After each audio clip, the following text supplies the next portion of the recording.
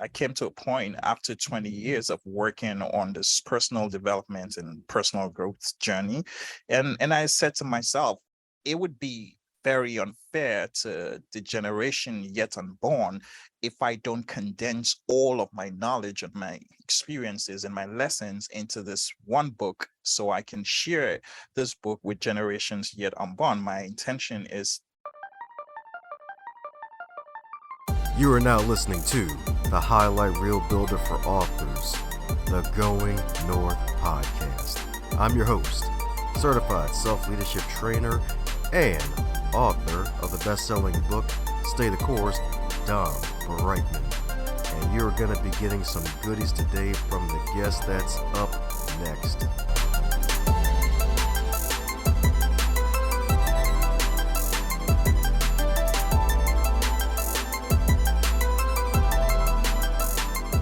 And today on the Highlight Reel Builder for Authors known as GMP, the Great Glorious and Glamorous, it's the Going North podcast. And we're back at you again with another super special, awesome human courtesy of Podmatch.com. That's right, the PM in the PM, baby. That's right, indeed, the site that'll light your interview podcast roster on fire if you run an interview-based show. Because today's guest in particular, my goodness, is the Chief Strategy Officer. You heard that right, folks. Chief Strategy Officer. So the chess grandmaster of Ride Consulting, baby. That's right, the ROITT Consulting, baby. And he's an expert at leveraging the power of brands to secure the competitive edge. And this gentleman right here has worked on projects for several leading brands, just to name a few: Samsung, Coca-Cola, Toyota, Procter & Gamble, and Nestle. That's right, folks. Even the chocolate, y'all. Even the chocolate, among many others in his long scroll of wonderful clients indeed that keeps expanding to the Great Wall of China size. So let's give it up for the BF who's going to be your BFF, the one and only Babs Faseesin. How you doing today, Babs? Hey, Dom, thank you so much for having me. I'm doing very, very well. Thank you. Woohoo! That's right, very, very well. That means a man is hydrated, baby. That's right. That's right indeed. Very well indeed. Yes, indeed. Yes, indeed. Well, as with all introductions, they're not allowed to be 50 days long, and I'm pretty sure entrepreneurship wasn't even on your radar at the age of 12. So mind filling in any cavities and give us a bit of backstory how you got to where you are today. Well, thank you for that beautiful question. Honestly, I wasn't thinking about entrepreneurship at 12. I just know that I ran into the bedroom one day and I saw my mom crying, and that broke my heart. I asked her why she was crying, and she said to me she had just received the bad news from her mother, and she was in a place where she couldn't quite help her mother, and that broke my heart even further. That day, I made a decision that I would do everything within my power to ensure that I find myself in situations where I'm able to provide help and assistance to everyone that I care about and everyone that I love. That changed something for me. And from that moment on, I just wanted to find something that was totally different from the environments and the experiences that I had as a child. So I began this whole journey of what I now know to be personal growth and personal development. And I just knew there had to be more to life than the environment and the experiences that I had. And I wanted to, go out there and search what other opportunities exist outside of my immediate experiences. That's where my entire journey started. But yeah, at 12, I wasn't quite thinking about entrepreneurship. I just knew I needed to do something for my family. So that amen to that. That's right. Definitely got to do something for that family indeed. Heck, if I'm not mistaken, yeah, because you're the oldest of three boys, right? Totally the first of three boys. And honestly, anything about African parents, the essentially three professions exist. Only three professions exist. So it's either medicine, it's law, or engineering. And if you're not in any one of these three, you are perceived to have wasted your life. So so for me, I was on track to be the medical doctor, with my brother being an attorney today and my younger brother in engineering. My youngest brother in engineering, and as a first child, yeah, the career path was chosen for me from from birth, that I was going to be the doctor. So I did study clinical biochemistry with the intentions of going to medical school, to follow the path that my parents had selected for me. But hey, I found incredible interest in business in my final year in college, and my whole life took a totally different turn.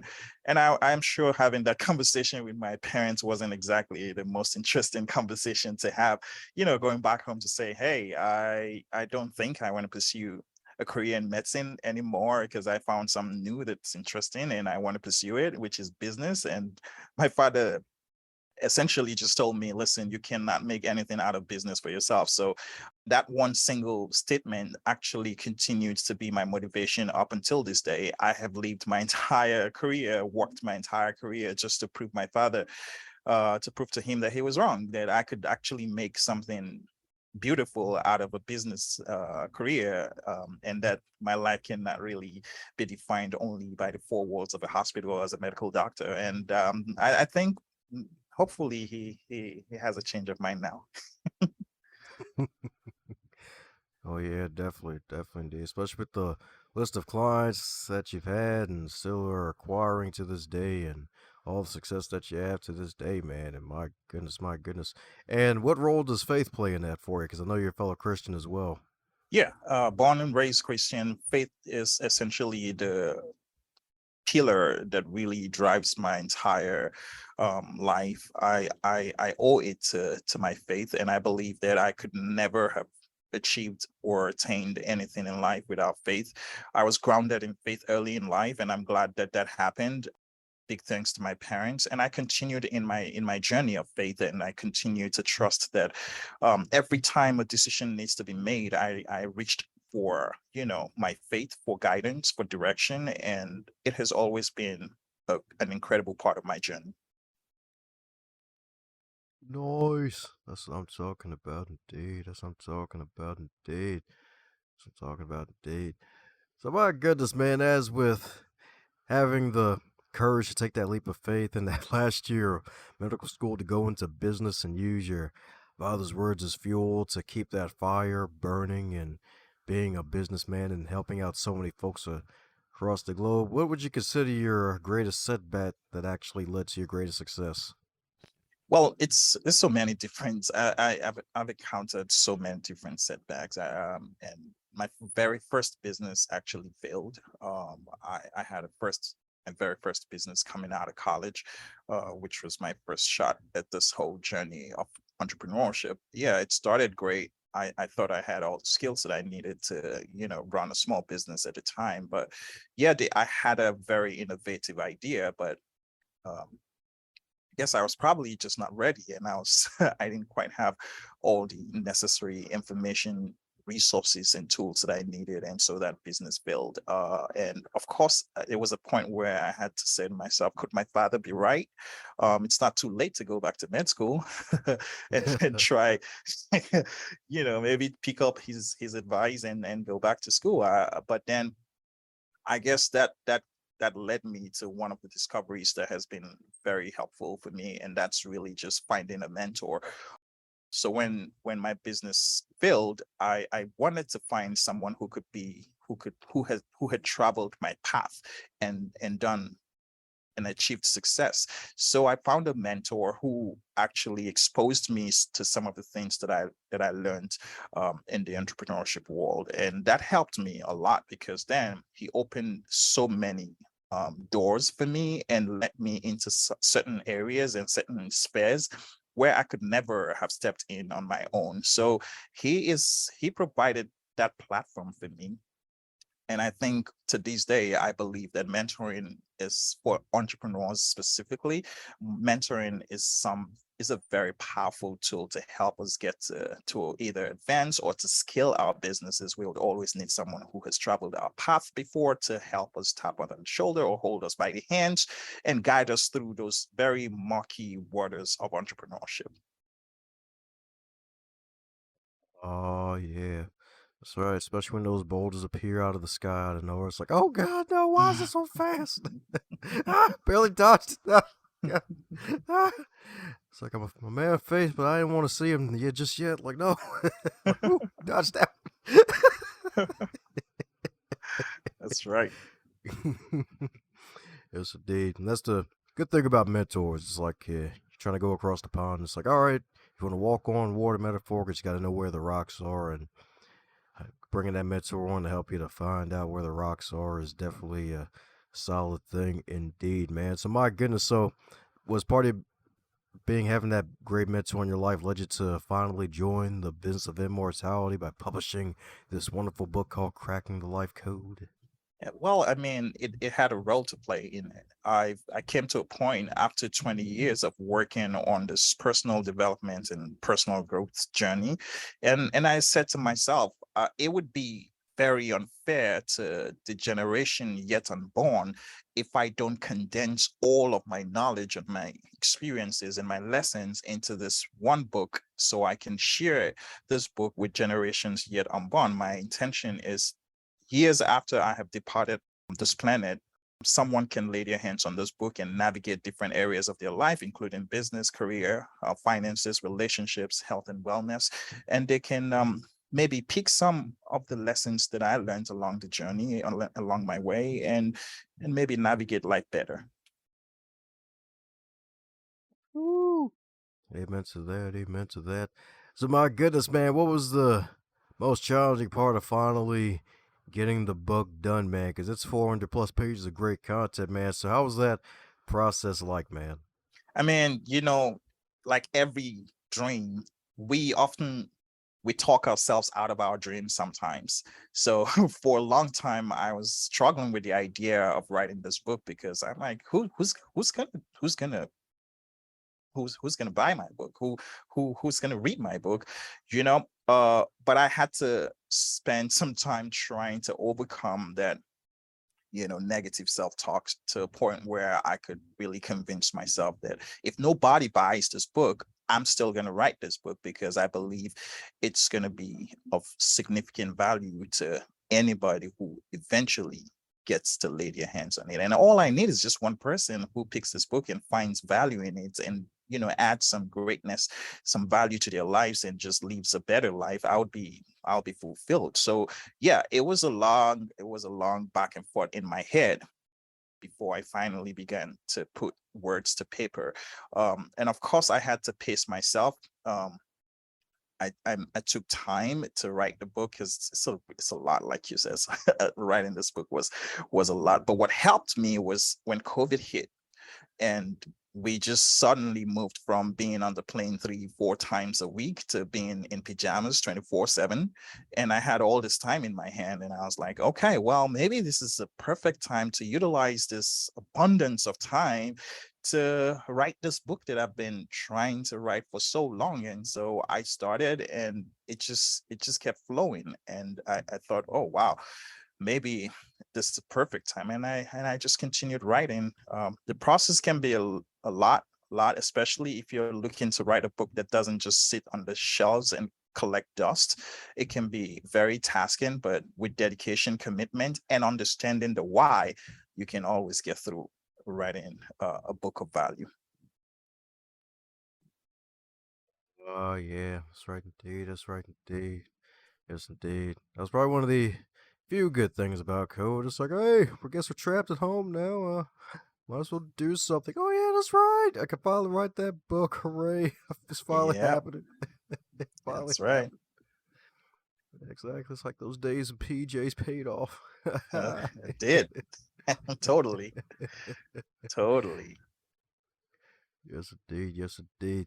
So, my goodness. So, I know there's a part in the book where you have these questions that you have folks ask themselves to move forward in life. So, mind sharing two or three of them that have really helped you that could possibly help the listeners and heck, even give them more of a reason to buy the magical book? Well, the back of the book is an entire workbook where I took the reader on a journey of reflection, self reflection. My idea of a book like this is not just to consume the content, but then to commit to action, to reflect and commit to action. So I wanted to get the readers to commit to action. And that's why I went through that whole exercise of just creating questions. I call it the realistic self-assessment. It's always important at every point in life that we spend some time with ourselves where we do this realistic self-assessment, asking ourselves simple questions like, what are my contributions in this area of my life? And how satisfied am I with this area of my life? And what is the potential for growth in this area of my life? Now, it could be relationship, it could be finances, career, business, whatever area of life that needs attention. And this is something I encourage the readers to do. Check, constantly do a quick spot check and see what area of your life needs an immediate attention, and just give that area of your life some attention by focusing and reflecting and just asking some of the questions that I have in the workbook area part of the book, which essentially just wants to identify how you're doing in that area of your life with three simple questions. How satisfied are you? Because satisfaction is very important. What are the potential for growth? When we stop growing, we of course begin to die. You want to ensure that your career is growing, your business is growing, your finances is growing. I mean, whatever area of your life is advancing. So is there potential for growth? And then what's your contribution? We're not only here to take, we're also here to contribute, to give. And these questions can begin to like open our minds to what, pain points exist, what areas or what parts of our, that life of our life needs some work, and we can get to working on those very quickly. Oh yeah, that's right indeed. Yes, indeed. And love that you had a contribution because it's so true. It's like, hey, you can't really leave this world in a good way without contributing something. It's like you don't want to be a consumer all the time and be full modern 21st century consumer in zombie mode, just walking around trying to find brains to feed on. Like, oh, brains. Consume, consume, consume, contribute. Nah, forget contribution. Consume. There we go. Overweight swag, bankrupt. Yeah, consume. Right. I know, right? Yeah. Yes, indeed. Yes, indeed. So, my goodness, man, you've been on these podcasts promoting the good work that you're doing and continuing to inspire others and helping others to crack that life code to break those darn evil combination locks of failure. So, my goodness, is there a question that you wish you would be asked more often when you're on these podcasts?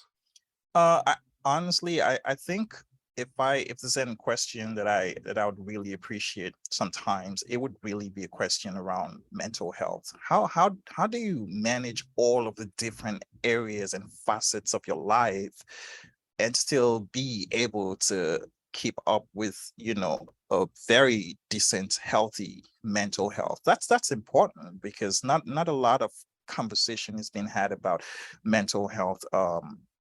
So I would absolutely like to talk about, mental health, because as a person who's on a journey, who's constantly working hard, you meet failures every now and again, and you have to deal with all kinds of disappointments and frustrations, and here and there, and these have impact, whether subtle or direct impact on, on our emotions, our feelings, and even sometimes our mental health. And so, yeah, conversations around mental health needs to come up a lot more, even though we might be talking about entrepreneurship or building businesses or writing books. But yeah, we need to we need to have more conversations about mental health. Oh, yeah, definitely say that again, D, because it's so darn true. I feel like there's some effort being made on that front too, which is definitely good. But sometimes it feels like sometimes folks may stick to just the whole surface, like maybe depression or anxiety, even, man. So, has there been any like mental health issues that you've had to deal with that actually makes you even a stronger advocate for it and like encouraging others to get the help that they truly need? Because a lot of folks, especially even after the pandemic, where it probably took it like 10x when folks are probably stressed out before the pandemic, man. So any and Any struggles you had to deal with personally that you're willing to share with others to encourage them to get the help that they need? I mean, frankly speaking, even though I have done a lot of work on myself over the past 20 years, I still struggle with it, with anxiety every now and again. And I constantly have to work on anxiety. And you're so right with everything that's happening around us. 2 years of incredible challenges of COVID, that just sends mental health issues through the roof. Dealing with anxiety and depression can be very challenging, can be very difficult. Not a lot of people want to talk about it, but yeah, up until this day, every now and again, I do check in with myself, just to see how I'm doing with anxiety, and how I could manage to ensure that I'm keeping anxiety in check as quickly as possible before it you know deteriorates. Ah, yeah. That's right indeed. That's right indeed. That's right indeed. So my goodness, man, my goodness. Fun question, but loving to drop on folks indeed. So if your fabulous book, Cracking the Life Code, if it was a food, what would it be and why? Um, it would probably just be a vegetable, because it's not the tastiest, but it's healthy. You need it for nutrition, but it might not taste the greatest to you, but it's totally necessary. There you go. That's right. It's a whole carrot and a bardock root, folks. A whole cabbage. It's a whole collard green, y'all. A whole collard green, baby. A whole leaf. That's right indeed. That's right. That's right. That's the whole farmer's market, y'all. That's right. The farmers will be proud, y'all. That's right. That's right indeed. Whole vegetable, because you need it, folks. It's good for you. That's right. Cures what ails you, maybe. Hmm. Oh. Oh, man. So, my goodness, coming down to the magical question that every guest gets to receive, and that is if you're to wake up tomorrow and you're 25 again, but you're in 2022, what advice would you give to yourself? Don't get overwhelmed with the big picture and the vision and all that. Just focus on getting 1% better each day. It can be completely overwhelming when we think about, this big, huge vision and this destination we're trying to get to and all that. But I would say to myself, just focus on getting 1% better each day. Let's take baby steps, one day at a time, and one step a day. Just getting towards that. What is it that I can do today that can get me closer, 1% closer to that destination? That's easier to manage, and I think that helps a lot. Woohoo! That's right, folks. That 1% better, baby. That 1% better, one step closer, y'all. That's right. That's right indeed. That's right indeed. You'll get one rung after time up to the top of that ladder, folks. That's right indeed. That's right indeed. And then you get to leave the ladder behind for somebody else indeed. AKA your future self. That's right indeed. So keep getting better and not butter, folks. That's right indeed. That's right indeed. And for those who need to do just that and keep up with all the wonderful stuff that you're doing, what's the best way for folks to do so, Babs? It's krakenTheLifeCode.com. So we are always available at krakenTheLifeCode.com. Woohoo!